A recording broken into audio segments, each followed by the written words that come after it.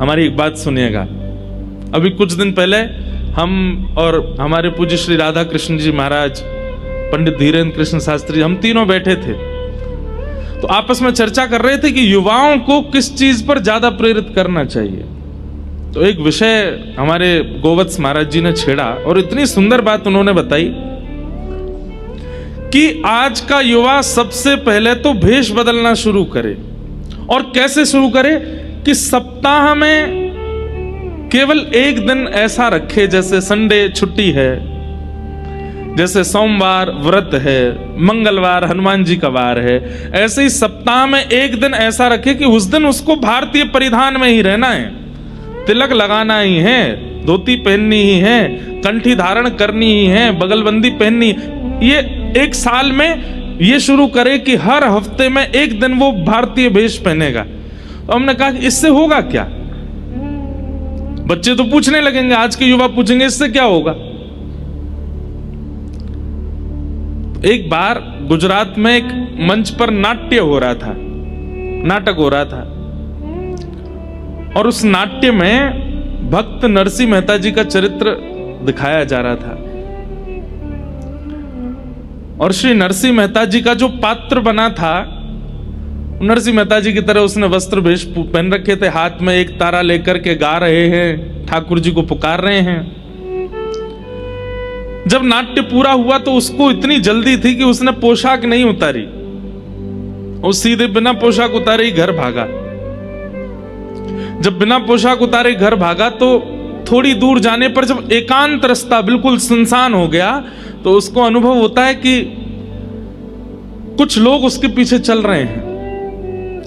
जैसे ही वो पलट करके देखता है, ध्यान से सुनिएगा सब लोग, इधर देखो, वो पलट करके पीछे देखता है, तो पीछे देखता है तो क्या देखता है कि अजीबों गरीब रूप वाले लोग उसके आसपास चल रहे हैं। और जैसे उसने पीछे देखा तो वो सब रुक गए। किसी की एक ही आंख है, किसी के 2-3 होठ हैं, किसी की 4-5 नाक हैं, किसी का सिर ही नहीं है। सबको देख करके वो घबरा गया। उसने कहा, भैया आप लोग कौन हो? तो वे सब बोले, हम अशद शक्तियां हैं, प्रेत समझ लो, भूत समझ लो, अशद शक्तियां हैं। बोले, आप लोग मेरे पीछे क्यों चल रहे हैं? बोले, तुम्हारे कुकर्मों के कारण हम तुम पर हावी होना चाहते हैं। तुमने अपने जीवन में इतने गलत गलत काम किए हैं, स्त्री व्यभिचार किया है, खान पान अशुद्ध किया है, लोगों के साथ छल किया है, कपट किया है, और तुम्हारा जीवन इतना ज्यादा व्यभिचार में निकला है कि हम तुम पर आक्रमण करना चाहते हैं। तो व्यक्ति बोला, तो फिर आक्रमण कर क्यों नहीं रहे हो? तब वे सब बोले, तुमने जो भेष पहना है ना नरसिंह मेहता का, इस भेष के कारण तुम बचे हो। हम बस प्रतीक्षा कर रहे हैं कि तुम ये भेष उतारो और हम तुम पे चढ़े हैं, हम तुम पे आक्रमण करें। तुम जैसे ही घर जाकर के धोती उतारोगे, तिलक मिटाओगे, ये पटका उतारोगे और ये गले में जो माला पहन के घूम रहे हो, जैसे ही तुम छोड़ोगे इसको, तुम्हारे ऊपर एक साथ 25 प्रेत आक्रमण करेंगे। वो व्यक्ति बोला, आज से मैं प्रण लेता हूं, जीवन भर ऐसे ही रहूंगा ताकि आप लोग मेरे ऊपर ना आओ।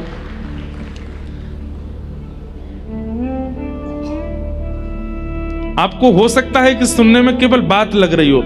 लोग बाग हमारे पास आते हैं, कोई बोलते हैं हमारे ऊपर उसने टोना कर दिया, उसने टोटका कर दिया, उसने हमको नजर लगा दी, उसने हमारे साथ गलत कर दिया, मेरे को नेगेटिव एनर्जीज बहुत ज्यादा परेशान कर रही हैं। आपको पता है, हमसे हजारों लोग रोज मिलते हैं, हजारों लोग ईर्ष्या करते हैं, हजारों लोग नजर लगाते हैं, हजारों लोग नेगेटिव एनर्जीज के साथ मिलते हैं। क्यों कोई फर्क नहीं पड़ता? हमें लगता है इसमें और कोई बात नहीं है, ये भेष की कृपा है, ये भेष की ही कृपा है कि हम इतने बच रहे हैं, ये तिलक की कृपा है कि हम इतने बच रहे हैं, ये शिखा की कृपा है कि इतने बच रहे हैं। आपके दक्षिण भारत में, और आपका दक्षिण भारत का है, कोई हमारा दक्षिण भारत कोई अलग थोड़ा ही है। हमारे दक्षिण भारत में भेष कहीं ना कहीं आज भी बचा है। भले ही व्यवहार में और चित्त में भक्ति नहीं होगी, लेकिन उनके भेष में भक्ति है। भले ही वो असद वस्तु खा रहे हैं, लेकिन खाएंगे काय पे? केले के पत्ते पे। वो बात अलग है कि भाई देखो कलयुग अपना प्रभाव तो दिखाएगा ना, लेकिन किसी न किसी रूप में यहां के लोगों में, हमारे भारतीय भाई बंधुओं में भेष में भक्ति का दर्शन होता है। इसलिए हमारी आपसे प्रार्थना है, यहां भक्ति नृत्य करती है, भक्ति का जन्म स्थान है दक्षिण भारत। जो उत्तर भारतीय लोग भी यहां विराजते हैं उनसे भी हमारी प्रार्थना, और जितने युवा सुन रहे हैं उनसे भी हमारी प्रार्थना, रोज ही हो जाए तो बहुत अच्छी बात है, नहीं तो हफ्ते में एक दिन तो पूर्ण वैष्णव वेश में रहिए, अपने मस्तक पर तिलक धारण कीजिए। शास्त्र आज्ञा, मैं कल श्लोक याद करके सुना दूंगा। सूना माथा अगर किसी का हम देखते हैं, हम गंगा जी स्नान करके आए, बद्रीनाथ होकर के आए, केदारनाथ होकर के आए, जगन्नाथपुरी होकर के आए, द्वारिकापुरी होकर के आए, इतने सारे पुण्य इकट्ठे करके आए, लेकिन जैसे हम किसी सूने माथे वाले व्यक्ति को देखते हैं तो सूने माथे वाले व्यक्ति को देखने से पुण्य क्षीण होते हैं। सोचिए आप, कितनी बड़ी बात है। आप कहेंगे महाराज जी तो फिर क्या, दो ही उपाय हैं, एक तो सामने वाला व्यक्ति सूना माथा ना रखे, भाई तुम खुद पुण्य नहीं कर रहे, दूसरों के तो क्षीण मत करो, चाहे एक बिंदी सही धारण करो, चाहे एक तिलक ही सही धारण करो। वैसे तो शास्त्रों में आ गया 12 अंगुल, ये उंगलियां 12 गिनो, इतना होना चाहिए। 12 नहीं हो तो अष्टांगुल, अष्टांगुल नहीं हो तो 4 अंगुल, 4 अंगुल नहीं हो तो 2 अंगुल, 2 अंगुल नहीं तो 1 अंगुल होना चाहिए। माताओं के सिर पर भी बिंदी आदि कुछ होनी चाहिए। और दूसरा उपाय क्या है, बोले सामने वाला भले ही तिलक नहीं लगा रहा, तुम तिलक लगा के चलो, तो उससे क्या होगा कि उसके सूने माथे देखने से आपका पुण्य क्षीण नहीं होगा। तो भक्ति विराजती है दक्षिण भारत में, यहां उत्पन्न होती है। ऐसे ही दक्षिण में अत्याद्भुत देवस्थान हैं, जहां श्री तिरुपति हैं, तिरुपति बालाजी, जहां श्री रंगनाथ भगवान श्रीरंगम में हैं, जहां पद्मनाभ भगवान त्रिवेंद्रम में हैं, जहां संपत कुमार भगवान बेंगलोर के पास में है, और एक बहुत सुंदर मेरा अति प्रिय स्थान है केरला में है गुरुवायूर, वहां पर छोटे से गोपाल जी हैं। इतने सुंदर सुंदर स्थान दक्षिण भारत में, ऐसा लगता है कि हमने अच्छा। अब एक बात और सुनिए, स्कंद पुराण में ऐसा भाव है कि त्रेता युग में प्रकट हुए साक्षात राम जी को देखने से जो जो पुण्य प्राप्त हो रहे थे लोगों को, साक्षात राम जी का दर्शन करने से जो प्राप्त त्रेता में लोगों को हो रहा था, वही पुण्य इस कलिकाल में श्री तिरुमला वेंकटेश भगवान का दर्शन करने से प्राप्त होता है। वो साक्षात रघुनाथ जी, साक्षात श्री कृष्ण यहां पर तिरुमला में तिरुपति रूप में साक्षात ठाकुर जी वेंकटेश भगवान विराज रहे हैं। उनका दर्शन और श्री राम जी के दर्शन में कोई भेद नहीं, एक ही है। ऐसे अत्याद्भुत स्थान आपके दक्षिण भारत में हैं, आप यहां रहते हैं, आप सबको हमारा बहुत बहुत प्रणाम, बहुत बहुत वंदन, बहुत बहुत स्वागत। जब लाल जी का उत्सव इतना धूमधाम से, हमारे व्रज में लाल जी का उत्सव फीका हो जाता है। अरे कहां तक कहें, जब ठाकुर जी प्रकटे ना गोकुल में, तो वृषभानु बाबा आए और वृषभानु बाबा टीको लेके आए। टीको कहते कहें रोका करवे आए लाला को, दुनिया तो बधाई लेके आई है और श्री वृषभानु बाबा सीधे टीको ही करवे आए हैं। नंद मेहरगर धोटा जायो, बरसाने ते टीको आयो। नंद बाबा बोले बाबा इतनी सारी सामग्री, बोले सामग्री बधाई ना लेके आयो मैं, तो बोले लाला को ब्याह पक्को करवे आया हूं। नंद बाबा बोले ब्याह तो पक्को करवे आए, लाली तो भई ना अभी। अब कई जगह मत ऐसा है कि श्री जी बड़ी हैं, कई जगह मत ऐसा है श्री जी छोटी हैं। हम तो श्री जी को छोटे ही माने, वैसे तो प्रभाव में तो बड़ी हैं। हमारी माई श्यामा जू को जाके अधीन सदा ही सांवरो, या ब्रज को सिर ताज, हमारे माई श्यामाजू को राज। वैसे तो लाडली जी को राज चले ही है, लेकिन भावना की दृष्टि से दोनों पक्ष हैं। कई पक्षों में श्री जी बड़ी हैं, कई पक्षों में श्री जी छोटी हैं। तो लाडली जी तो अभी भई नहीं है। तो नंद बाबा बोले आप ब्याह को टीको लेके आएंगे, लेकिन लाली तो भई ना अभी। बोले टीको कर जाएंगे तो लाली को आना पड़ेगा, जमाई को पहले ही टीको कर देंगे तो लाली आवेगी। और 1 वर्ष बाद बरसाने में बधाई होने लगी। नंद बाबा, यशोदा मैया, लाला तीनों गए। ठाकुर जी गोद में गए 1 साल के, पीली झंगुली पहन करके, बगनखा पहन करके, सिर पर नेक सो मोर पिछ बांध के। ठाकुर जी की गर्दन अब संभलन लगी है, 1 साल के है गए। 2 दतुइयां निकल आई हैं, यशोदा मैया की गोद में चढ़ के गए। तो नंद बाबा बार बार यशोदा मैया से यही कहते जा रहे हैं, बोले हमारे लाला के जन्मोत्सव जैसा उत्सव ना भयो, हमारे लाला को उत्सव बहुत जोरंते भयो, हमारे लाला के उत्सव में ये भयो वो भयो, सब चर्चा करते जा रहे। बरसाने अभी किलोमीटर दूर है, और वहीं से ही कहा देख रहे हैं नंद बाबा, पीरे पीरे पीरे पीरे बादल दिखाई दे रहे हैं आकाश में। नंद बाबा बोले ये ऐसे पीरे पीरे बादल, बिल्कुल केसर जैसो रंग, और केसर जैसो रंग बादलन को कब होवे? या तो सूर्य उदय हो रहे हो या सूर्य अस्त हो रहे हो। और इस समय ना तो सूर्य उदय हुआ है ना अस्त हुआ है, मध्याह्न का समय है, 12-1 बजे होंगे दोपहर के, और पीरे पीरे बादल। बोले ऐसो कैसे? तभी पता चली कि महाराज बरसाने में लाली के हैवे पर ऐसो दधी कानो कियो, दही हल्दी केसर मिलाए के ऐसी कीच मचाई है महाराज कि बादर भी केसरी है गए श्री जी के जन्मोत्सव पे। तब नंद बाबा ने दूर से ही समझ गए, बोले हमारे लाला को उत्सव तो फीको पड़ गो, लाडली जी को उत्सव तो अद्भुत है। तो एक प्रकार से हमारे लाल जी की जन्माष्टमी जैसी मनती है, उससे 21 होनी चाहिए राधाष्टमी, और वो जिम्मा अब आप भाग्यनगर वालों को मिला है। तो इसलिए राधाष्टमी पे कोई चूक रहे नहीं जाए। भले ही 4थे दिन कृष्ण जन्म होगा कथा में, राधाष्टमी 30 की है, 31 की, 31 की अभिषेक 31 को होएगो, और फिर पूरे दिन उत्सव मनेगो 31 तारीख, यानी कि 3rd लास्ट डे कथा का।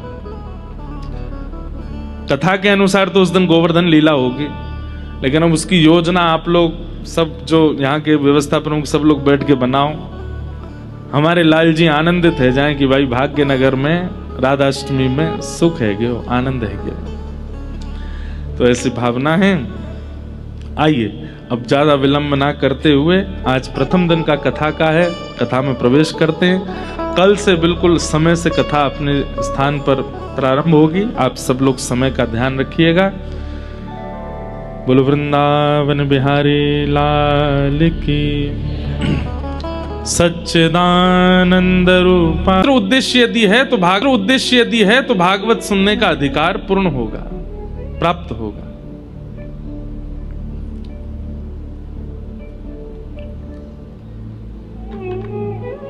जय। जो भी लोग खड़े हैं बैठ जाएं, बस सब लोग प्रेम से कथा सुने। किशोरी जी डोल नहीं है।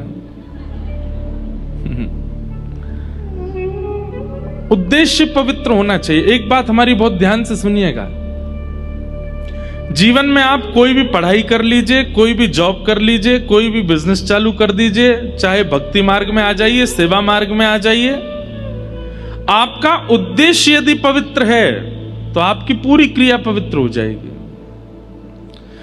आपकी पूरी क्रिया में अपवित्रता ही तब आ जाती है जब आपका उद्देश्य पवित्र नहीं होता, लक्ष्य पवित्र नहीं होता। हम कथा कर रहे हैं, कथा करने के पीछे उद्देश्य क्या है? अगर उद्देश्य दक्षिणा है, अगर उद्देश्य पॉपुलैरिटी है, अगर उद्देश्य बहुत भीड़ इकट्ठा करना है, तो कथा से परिवर्तन नहीं हो पाएगा, चाहे हम कितना भी कहते रहें। आप श्याम बाबा का कीर्तन करते हैं, पर कीर्तन करने के पीछे उद्देश्य यदि पवित्र नहीं है तो आपके संगीत में, आपके भाव में, आपके भजनों में सार नहीं लगेगा। आप ठाकुर जी का श्रृंगार करते हैं, खाटू श्याम बाबा का कैसा सुंदर श्रृंगार होता है, पुष्पों, इतने सारे पुष्प लगाए जाते हैं, लेकिन कहीं ना कहीं अगर पुजारी जी के चित्त में उद्देश्य यदि ये नहीं है कि जितने वैष्णव आए दूर दूर से चल के जैसे ही श्याम बाबा को देखें तो उनके नेत्र सजल हो जाएं, उनके चित्त में प्रेम आ जाए, अगर ये उद्देश्य नहीं होगा तो श्याम बाबा को कितना चंदन लगाए लो, दर्शनार्थी के चित्त में प्रेम प्रकट हो नहीं पाएगा, उसके संशय का समाधान नहीं हो पाएगा। आपका उद्देश्य पवित्र होना चाहिए, आपकी क्रिया पूरी पवित्र हो जाएगी। व्यक्ति की क्रिया अपवित्र कब होती है? जब उसका उद्देश्य ही विचित्र होता है। पढ़ाई क्यों कर रहे हैं? पैसा कमा करके उसको दिखाना है मुझे, उसने ऐसा कह कैसे दिया मुझसे, उसने मेरे सामने ऐसे, मेरे पिताजी को ऐसा बोल कैसे दिया, उसको करके दिखाना है। आप पा तो लेंगे उस स्थान को कि जहां आप उसको दिखा सको, लेकिन बहुत दिन तक टिक नहीं पाओगे। भगवान श्री कृष्ण पांडवों का संग केवल इसलिए करते हैं क्योंकि युद्ध के पीछे उनके चित्त में खून करना नहीं है, युद्ध के पीछे उनके चित्त में किसी का वंश उजाड़ना नहीं है, अपने अधिकार को प्राप्त करना, अपने पिता का जो राज्य था वह लेना, यह उद्देश्य है। और कौरवों का उद्देश्य क्या है? भले ही उनके पास भीष्म पितामह है, भले ही उनके पास द्रोणाचार्य है, भले ही उनके पास एक से एक अद्भुत योद्धा हैं, पर उद्देश्य खराब है। क्या? इन पांडवों को कैसे भी नष्ट करो, इनके यहां पर भृगु ऋषि को भेज दो, इनको लाक्षा भवन में जला करके नष्ट कर दो, इनको 14 वर्ष का वनवास करा दो और उसमें ऐसा कर दो, ऐसा कर दो। उद्देश्य पवित्र नहीं है, इसलिए ठाकुर जी ने कौरवों का संग नहीं किया। क्रिया चाहे छोटी हो, कर्म चाहे छोटा हो चाहे बड़ा हो, उद्देश्य पवित्र रखिएगा, ठाकुर जी आपके साथ खड़े हो जाएंगे आकर के। कहीं ना कहीं हमारा उद्देश्य पवित्र होता है। कथा के पीछे उद्देश्य, कई लोग कई बार कथा कराते हैं ना, उनके पीछे कई लोगों का उद्देश्य बहुत विचित्र होता है। हमारा नाम हो जाएगा कि हमने कथा कराई, हमारा नाम हो जाएगा हमने उनको बुलाया, हमारा नाम हो जाएगा कि ऐसी कथा कराई। अगर इस उद्देश्य से कथा कराते हैं ना, कथा का कोई रूप उनको प्राप्त नहीं होता। कई नेताजी लोग भी कथा कराते हैं, वो कब कराते हैं? जब वोट का समय आता है ना उनका, जब इलेक्शन का समय आएगा तब कथा कराएंगे। बीच बीच में महाराज जी हमारा नाम लेकर के बोल दिया करना, बहुत अच्छे हैं। कथा का उद्देश्य ही परिवर्तित। अब वो कथा भक्ति जागृत कैसे कर सकती है जिसको वोट मांगने के लिए कथा करानी है?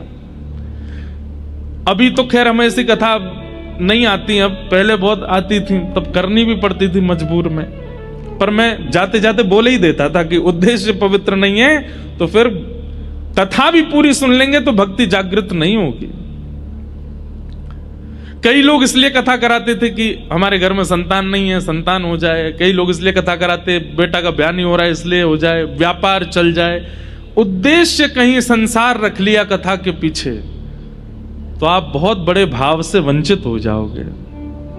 आज हम पहले ही आपको सावधान कर रहे हैं, उद्देश्य केवल ये रखिएगा, श्याम सुंदर सदा हमको प्यारे रहें, हम उन्हीं के रहें, वो हमारे नहीं। गाइए, श्याम सुंदर, ताली मत बजाओ, बस गाओ।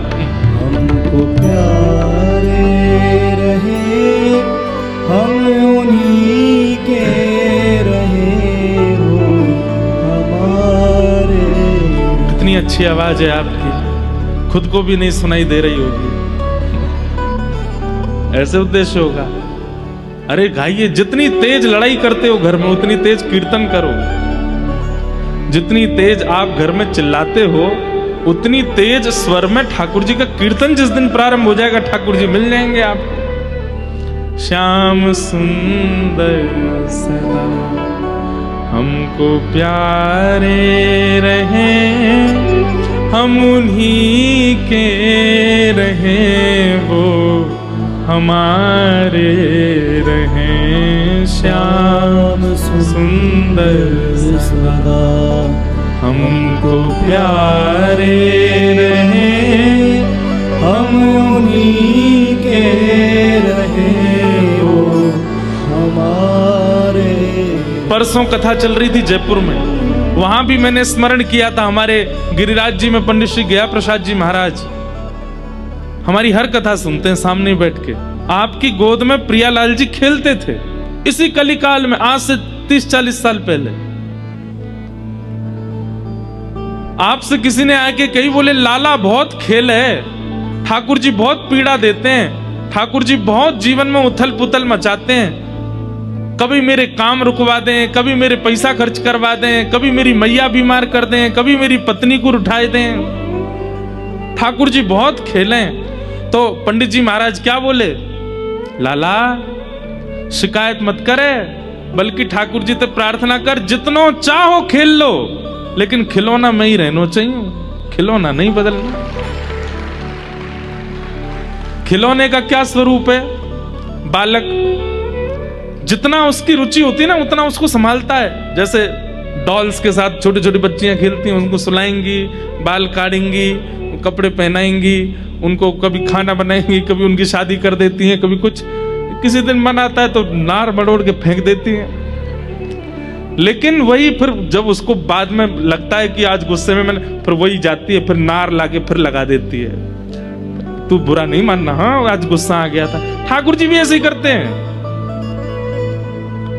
लेकिन मान लो कि आपने गुड्डे की नार मरोड़ दी और गुड्डा आपसे नाराज होकर के और आपको ही अपशब्द कहने लगा, दोबारा उस गुड्डे के पास नहीं जाओगे। हम लोग यही करते हैं। ठाकुर जी खेल क्या लेते हैं हमारे साथ में, हम शिकायतें शुरू कर देते हैं। पंडित श्री गया प्रसाद जी महाराज कहते, बोले जितनो चाहो खेल लो हमारे साथ, पर एक ठाकुर जी वचन दे दो कि खिलौना में ही रहना चाहिए, खिलौना मत बदलना, चाहे जो कीजिए हमारे साथ, पर हमें बदलिएगा नहीं।